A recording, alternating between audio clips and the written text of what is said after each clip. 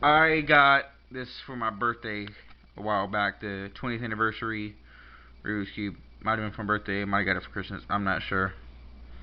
But when you get it, it turns horrible because it's basically made of wood. But the real problem is the fact that you cannot tension it, and because they're put together with rivets like the store-bought cubes. So I did a mod on it. It is very hard to get these wood pieces off, wood center caps, without breaking it all together. So I mean, I did, but what I recommend is when you're doing it, you're not going to be using the same center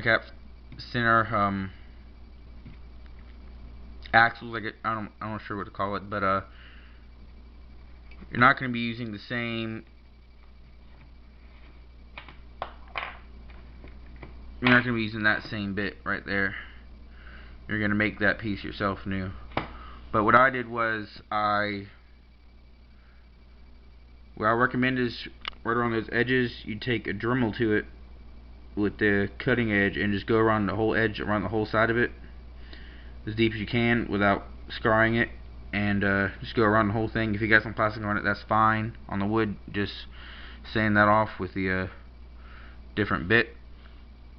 And what you're going to do is you're going to order just the pieces you need from a DIY cube. I use a Q4U core, and I actually did use the original ones because I was careful enough and I was lucky enough not to break anything. But I recommend using Q4U parts and everything.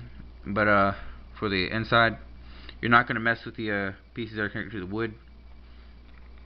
Not going to mess with any of those little black pieces there because that'd be too hard to recreate. But what you're going to need to do is you're going to need to get, what I did was, well, what you're going to need to do is get the center pieces and then cut like the top half off, and then put it together, hook it up, and just don't worry about breaking the plastic. If you want to, just cut the plastic right off the rod. Do whatever you have to get the cast off. Once you get the cast off, you don't have to worry about anything else. Just tension it, put it together like you would normally, and then tension it to where you want it. And this is the important part, because these caps do not stay on because they're just flat. There's no clicking or anything. So you tension it to where you want it, lubricate to where you want it. Do not put the caps back on until you are sure you got it where you want it, and then glue them down. I mean, I don't know if you can see that, but that's a Q4U core in there. You probably can't see it, orange. But I actually tensioned it too tight before I put it together, because I didn't do all that. I just stayed it because I didn't think to. I should have, but didn't. I was impatient and I just wanted to get it done, so I did. But it definitely moves a whole lot better now.